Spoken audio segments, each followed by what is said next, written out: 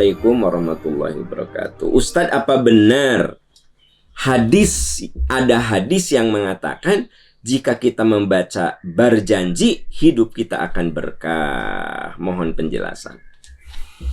Saya ingin tanya, kita berjanji itu apa sih? Coba, Anda yang suka baca berjanjian, Anda tahu nggak berjanji itu apa? Coba, banyak orang yang baca kitab berjanji, dia nggak tahu apa isinya. Dengar baik-baik ya. Berjanji itu buku sejarah, tapi dengan pendekatan syair. Buku sejarah ini nama aslinya, judulnya adalah Iqdul Jawahir fi Maulidin Nabiyyi Al-Azhar. Fi Maulidin Nabiyil Azhar. Ya, Iqdul Jawahir fi Maulidin Nabiyil Azhar. Itu nama kita berjanji. Kenapa jadi namanya berjanji? Itu nama pengarang buku itu, yaitu Sayyid Zainal Abidin Ja'far bin Hasan bin Abdul Karim Al-Husaini Az-Zuhri Al-Barjanji. Ujungnya lihat, Az-Zuhri Al-Barjanji gitu. Jadi Anda perlu tahu nih, teman-teman Anda yang suka berjanjian, Anda tuh kudu tahu berjanji teh apa. Berjanji itu buku yang bercerita tentang kelahiran Nabi, nasab Nabi, perjuangan Nabi, sampai wafat Nabi. Itu aslinya buku sejarah, tetapi dalam bentuk syair yang disusun oleh panggilan singkatnya Syekh Ja'far Al-Barjanji. Nama beliau panjangnya Sayyid Zainal Abidin Ja'far bin Hasan bin Abdul Karim Al-Husain Az-Zuhri Al-Barjanji. Itu nama lengkapnya, tapi suka disingkat Ja'far Al-Barjanji. Disingkat lagi Barjanji. Jadi itu teh nama buku Iqdul Jawahir fi Maulidin Nabiyil Azhar. Jadi kalau ada yang bilang baca berjanji itu akan membuat hidup kita mudah, ada hadis, itu pasti hadis palsu. Wong yang namanya Syekh Ja'far Al-Barjanji itu lahir 1000 tahun setelah Rasulullah wafat. Kebayang nggak? Beliau lahir tahun 1040 Hijrah, wafat 1103 Hijrah. Kebayang nggak? Beliau lahir tahun 1040.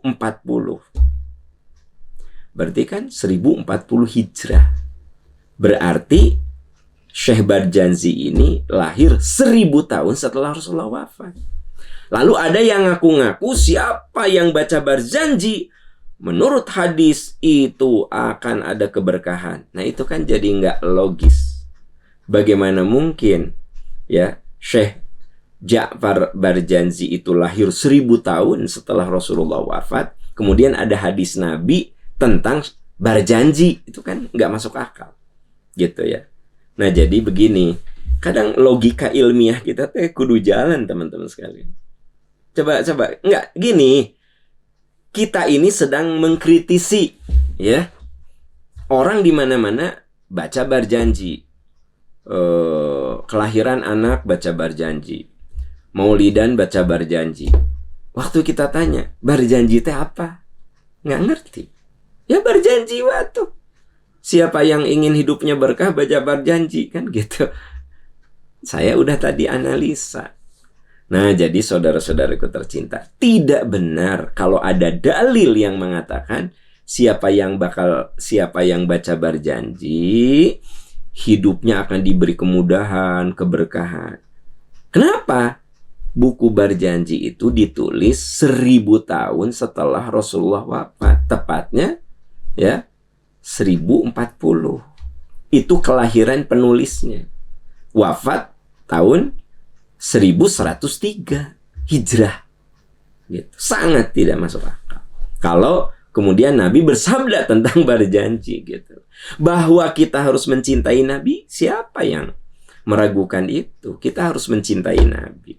Dan mencintai Nabi itu adalah laqad kana lakum fi rasulillahi uswatun hasanah. Kita mengikuti contoh-contoh beliau, ucapan beliau, perilaku beliau, ya. Nah, itu namanya mencintai Nabi. Qul in kuntum tuhibbunallah fattabi'un. Kalau kamu cinta sama Allah, ikuti ajaran Nabi. Jadi mencintai Nabi itu bukan nyanyi-nyanyi tentang kelahiran Nabi. Jadi cinta Nabi teh bukan nyanyi-nyanyi berjanji bari orang yang nyanyi-nyanyi berjanji teh nggak ngerti isina teh apa. Rata-rata nggak ngerti sok. Anda tanya aja, nggak ngerti kok. Kalau berjanji teh itu kumpulan syair tentang kelahiran Rasul, sifat Rasul, karakter Rasul. Iya, kita kudu meneladani. Jadi kaji makna di dalamnya gitu, supaya kita mengerti. Bukan cuma nyanyi-nyanyi aja gitu, tapi kita kudu mengerti isinya teh apa gitu. Ya, yuk mari kita menjadi umat Islam yang kritis, yang cerdas, yang tidak ngasal ngikut, tapi kita belajar gitu. Ya, saya mengatakan begini, mohon maaf, tanpa mengurangi rasa hormat pada saudara-saudaraku tercinta yang suka membacakan itu di acara maulidan, membacakan itu di acara kelahiran. Saya cuma satu, hayu pahami itu teh apa gitu. Ya, itu aja sih sebenarnya.